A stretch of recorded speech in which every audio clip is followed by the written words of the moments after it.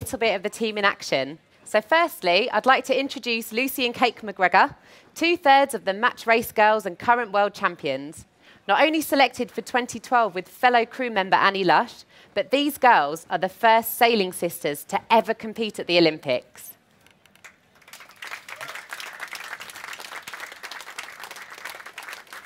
Hi, girls. So, girls, you've made history. How does that feel? Oh, it's brilliant, you know, being selected for the games. Fantastic feeling and really exciting. Looking ahead, it's going to be a long, hard year, but, you know, can't wait to get started, really, with the training and everything. But in terms of making history, I guess we don't really think of, you know, being sisters. We're very much a professional team, the three of us, and the fact that we're sisters just kind of happens to go alongside. So it didn't really come into part when we chose to sail with each other, but obviously it would be awesome if we can win a medal together. So that's good that you don't really think of each other as sisters, because that means it's quite easy to keep your home life and your work separate from each other, isn't it? So who would you say is the most sensible out of the two? I think it varies. Like, Lucy's pretty sensible when we're on the water, but then she's a bit of a comedian when we're like at home and away from sailing. So yeah, it just depends. It varies. Depends on the situation. Yeah. And as a girl, and I'm sure many other girls can relate to this, you know, the type of things you like to do to relax every once in a while is, you know, go shopping, get your nails done. And how does this fit into your schedule? We do, yeah, we like shopping. We're like, if we go away, yeah, exactly. If we go away, then usually on lay days we end up shopping. And Annie, who's our third member, she's also into it. So yeah, we still do normal things that all girls do. Yeah, exactly. So you're just the same as every other normal girl. So I just want to know, in a sentence, because I don't know a lot about sailing, what is match racing and how different is it from the other Olympic classes? So in one sentence. One sentence, ooh. It's a tough one. Just two boats, fast, furious racing, more like boxing than a 100-metre race, really. Good way to explain it. And Kate, you're only 20, so how are you coping with the pressure of your first Olympic campaign? It hasn't really hit me, to be honest, yet. Like, I've been sailing full-time with Lucy and Annie for a year now, but since then we've just been fully focused and I've almost been playing catch-up, so I haven't really had time to think about it. It's just important that we keep going the way we are and keep training hard. Because, I mean, you're only 20, so do you not ever find that your friends are like, yeah, let's go shopping or let's go out, and you're like, sorry, girls, I've got to go train? A little bit, but I did 2 years of uni before I started sailing anyway, so I had those 2 years to party hard and have times with friends and stuff, but now it's just important that we get the gold medal at the end. Got it all out your system then, so now it's time to focus. Exactly. So one last question. For all the girls looking to choose sport as a profession, what advice would you have? I think just, you know, really enjoy it. We're very lucky because we absolutely love the sport we do. And therefore, you know, we haven't held back from just giving 100% and fully enjoying it. And you still get to do everything that a normal person gets to do. Exactly, so on you days don't off, miss out on anything. So just go for it. Stay focused. Just go for it, yeah. Lovely. Well, thank you very much, girls. So next, I would like to introduce Nick Dempsey, also recently selected for 2012. He's a bronze medalist in Athens in 2004 and missing out on a medal by a whisker in 2008. Nick has a strong record of medalling in Weymouth, so let's have a look at him in action.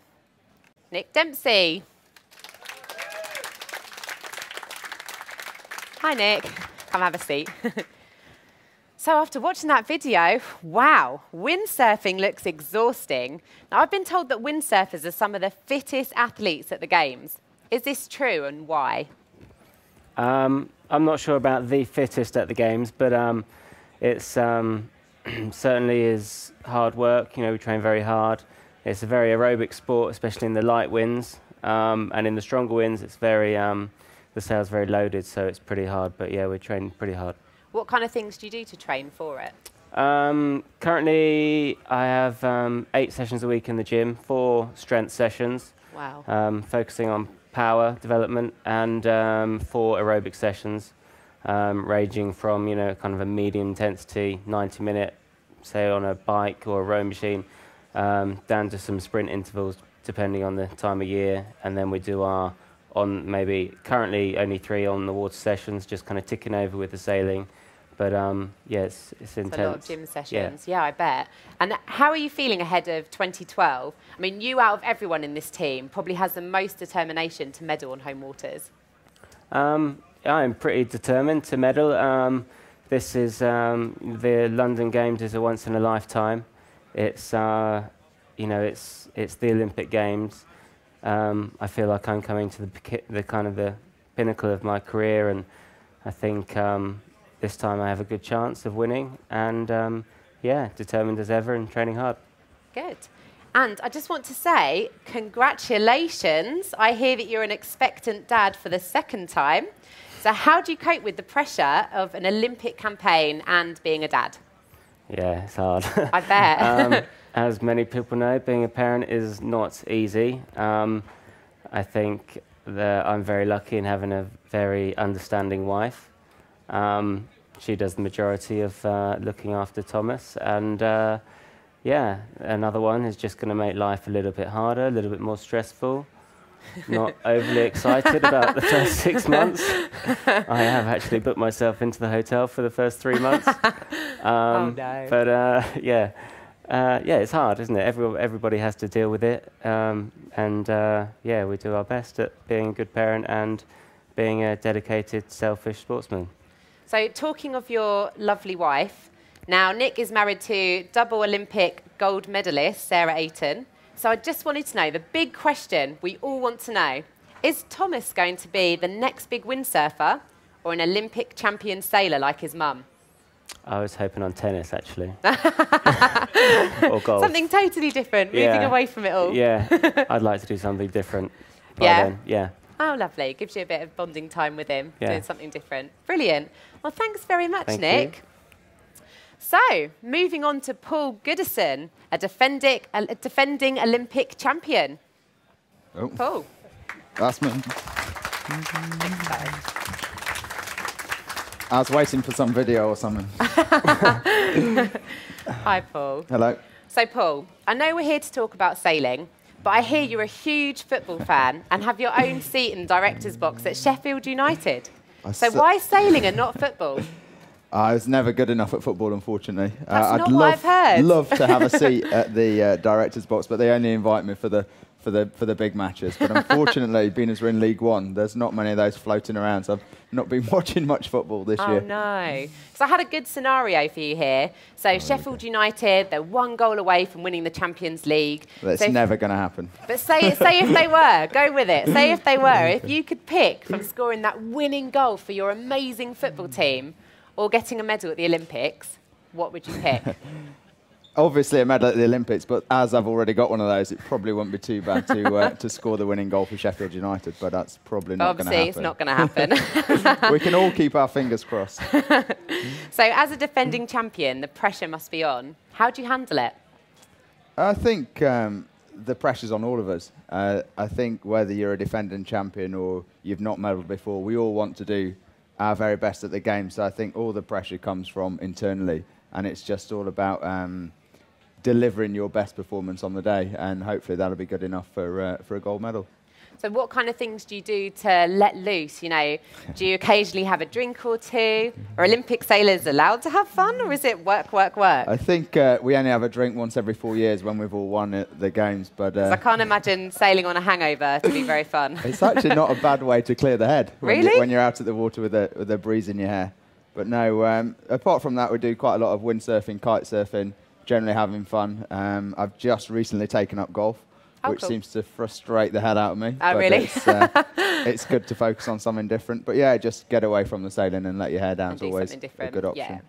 So with fellow Team Volvo sailor Saskia Clark, sailing's golden couple, how do you live with someone... I'm not sure Nick will agree with that. I think Nick and Sarah are up there with that.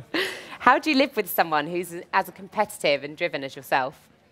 It's quite easy, actually. We're both very driven to achieve what we want to achieve. Sometimes we cross wires, but I always seem to win and put her back in her place, and we move on as normal. So do you not ever find when you're like cooking dinner, and, you know, one of you shouts, "The air direction has changed in the fan-assisted oven. We need to attack the meat." Does that not ever happen? It's not usually that stressful. No? The cooking at house. No, it's usually quite laid back. How lovely. Well, brilliant. Thank you very much, Paul. Thank you. So now I would like to introduce you to the sailing legend, Ben Ainslie. His achievements go before him: 3 Olympic gold medals and 1 silver, and a nation who expect him to deliver again next year.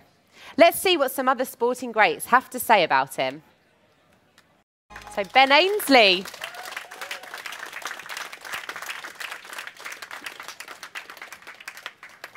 Hi, Ben. Hiya.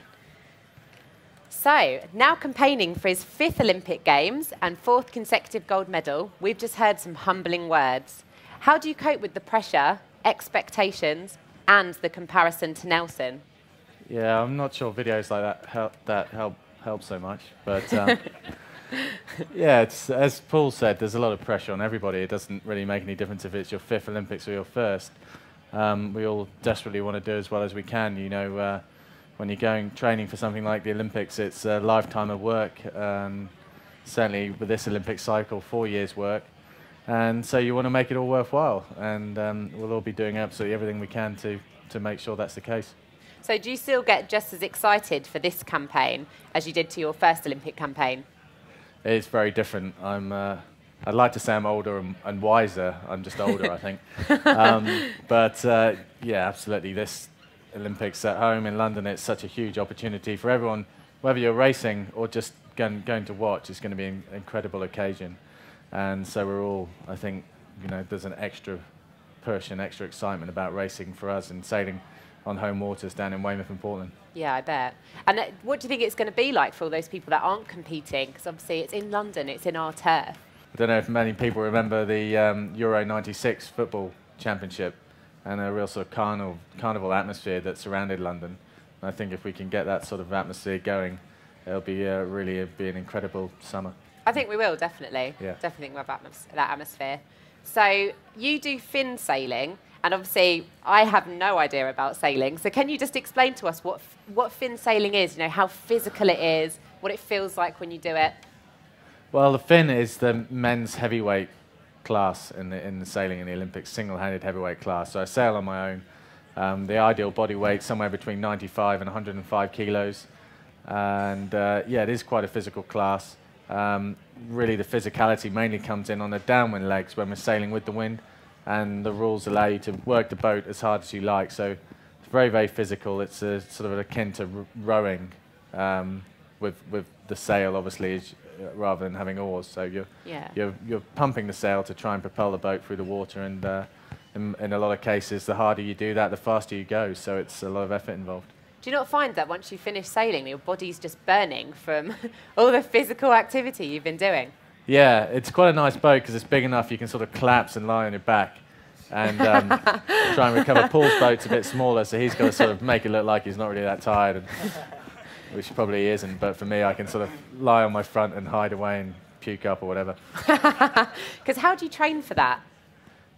What, puking up? Yeah, how do you train for the puking? Well, he was lying. We actually go drinking all the time. How do you train for fin sailing? Well, you know, we're obviously same as what Nick was saying with the windsurfing. We spend obviously a lot of time on the water, but there's a lot of land-based training in the gym, trying to get the body weight to the required amount, and that can change from event to event. For example, we've got our World Championships coming up in December for all of the Olympic classes in Australia, and it's a very windy venue. So most of us have been trying to stack on our body weight for that event. Yeah. Then it will probably come down a bit for the Olympics next year. So yeah, a lot of land-based training to get the right body weight and be aerobically fit. How many hours do you tend to train a week? Not as much as Nick. That's slightly excessive, I think. But no, it does vary very much on the wind. It's wind dependent a lot of the time. So we spend 2 to 5 hours on the water depending on the conditions, and then 1 to 2 hours in the gym each day. So it's sailing in general is a time-intensive sport because not only do you have to do the training, you also have to do the boat development, boat work, and it takes quite a lot of time. Yeah, a lot of training involved, but as long as you enjoy it, that's all that matters. So now I'd like to invite the audience to ask any questions you may have. So any questions, anyone? Yeah, the gentleman down there. Sir Steve Redgrave said there's a difference between the sailors who only win 1 medal per games and other athletes like the cyclists who might win 3 or 4 golds in one games. Ben is undoubtedly, I think, going to be the greatest Olympian for London 2012 for the British team. Will Ben's sailing programme permit him to carry the British flag at the opening ceremony? Oh, something I haven't really given much thought, to be honest. I guess you have to. I don't know how they decide who does that, and but yeah, I think it would obviously be a huge honour to do that if time allowed. Yeah. Lovely. Any other questions? Hello, I'd just like to ask whether you need to be born into a sailing family to be able to sit up there. Oh. Who wants to answer that one? Well, I wasn't born into a sailing family. My wife wasn't born into a sailing family. No, you just you need I think you do need some sort of support from your family, or at least family friends. But definitely, it doesn't have to be. It's not bred into you. I think anybody can do it.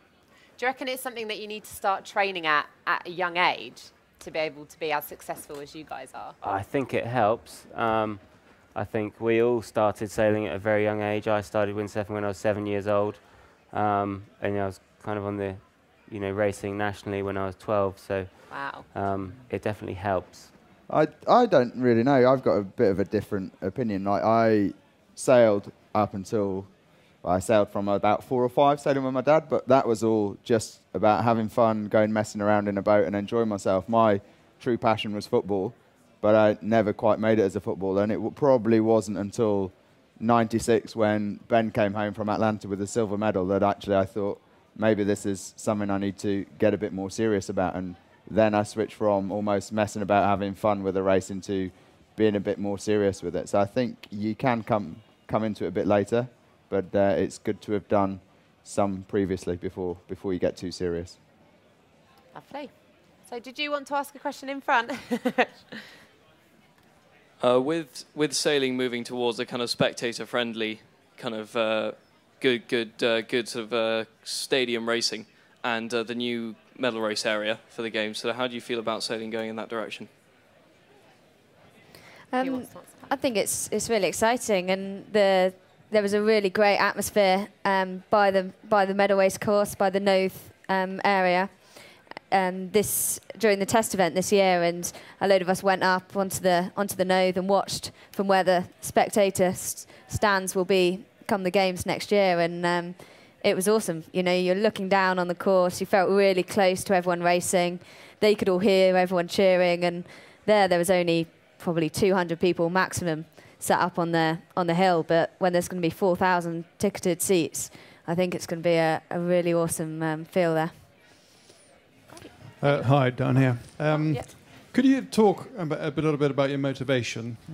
If you're like me, you get up at 5:15 in the morning and you hate it, and it's sort of difficult to get motivated for that. So I can understand that you have a sort of 4-year view and you think, I'm going to win that medal, but how do you come down to sort of breaking it down into much smaller bits?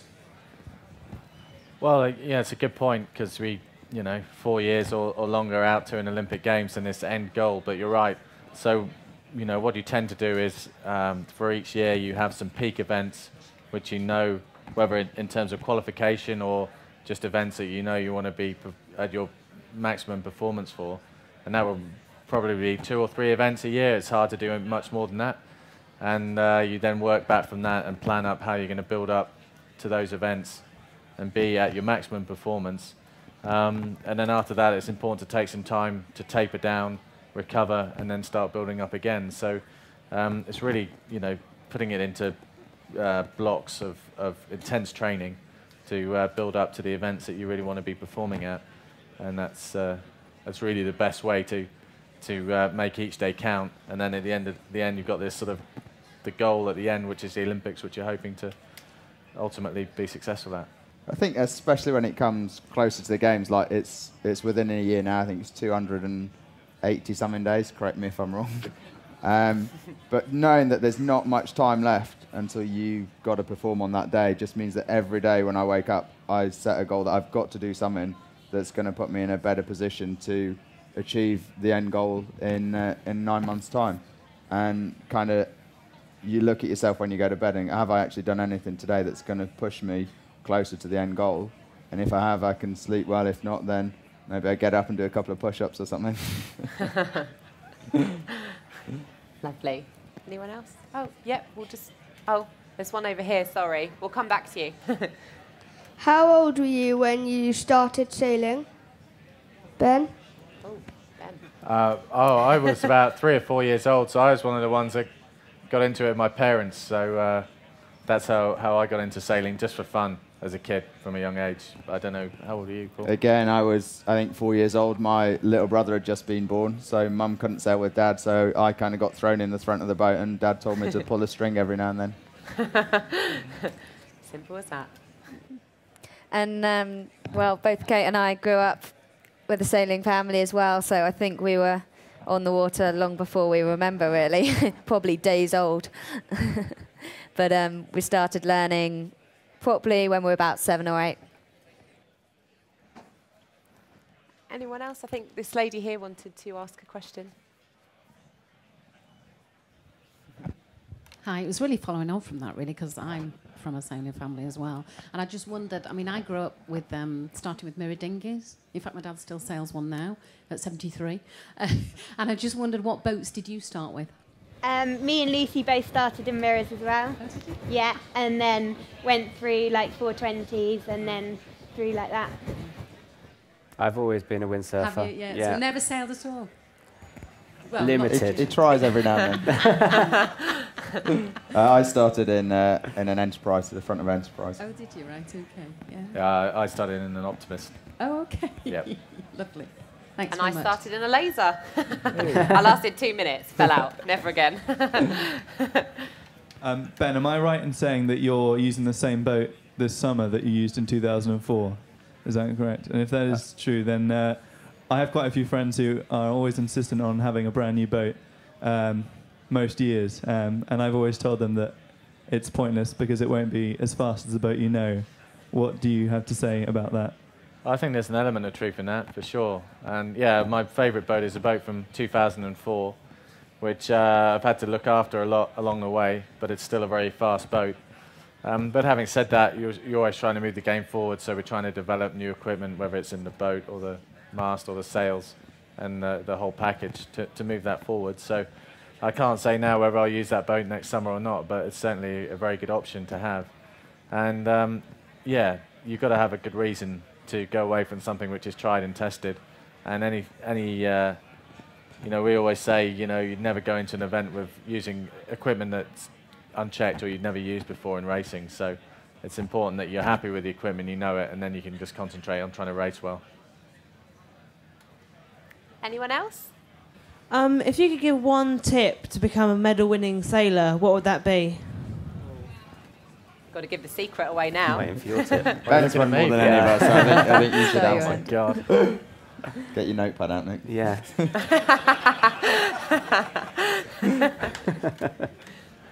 Yeah, I would say having a good relationship with your peers. If you know, sitting here now, if I would do anything differently, I would definitely probably put more effort into having a better relationship with the people I was racing against. And it sounds a bit weird, but honestly, and it's a small world, and I think it's probably the same in anything in life. You never quite know who you're going to meet again or race against or work with further down the road. So trying to, you know, have good relationships with the people around you, probably. Anyone else for questions? Oh, yeah. So you're obviously all at different stages within your career. Some of you have achieved amazing things, and some of you we're hoping are going to achieve amazing things. Obviously, that your sailing career or competitive sailing career will come to an end at some point. Do you have any other ambitions outside of sailing as a sport itself that you wish to pursue? And that goes to all of you. So should we start down that? Kate. Okay. At the moment, it's all about sailing for me. I started uni 2 years ago, and I've been doing uni alongside sailing this year, but I was definitely sailing more than uni. And I put that on hold to focus on sailing. And I'm at the start of my career, so I hope it will carry on for a lot longer. For me, I haven't got a clue what I want to do after sailing. After Olympic sailing, then I'd like to do other types of professional sailing, I think, and you know, just see how far I can get with that. There aren't that many females doing it at the moment, so it'd be nice to sort of try and make a bit of a breakthrough with that. But apart from that, I haven't got a clue. I obviously have always windsurfed and hopefully always will, but inevitably there will come the day where I will have to stop. But the only passion I have outside of the windsurfing is I'd like to be a professional photographer, something I spend quite a lot of time doing at the moment, and I think the only other job that I think I could enjoy just as much. I've got plenty of other sailing ambitions, but I think outside of that, trying to get a single-figure golf handicap's probably right up there at the minute, but some way off, unfortunately. I was waiting for you to put that in there, Nick. Yeah, for me, I mean, same. Lots of other ambitions and things would be great to try and achieve. I'm learning to fly at the moment, which is going pretty slowly, given I haven't got much time for it. But that's something I'd like to try and finish off and do more of. And I think it'd be good to try and put something back into the sport as well. I spent a lot of time racing and focusing on that, but looking at the grassroots of the sport as well and encouraging more youngsters into the sport and hopefully helping them be more successful. I think that would also be good. Thank you very much, guys, for coming along, and thanks, guys, for coming to join us tonight. Thank you.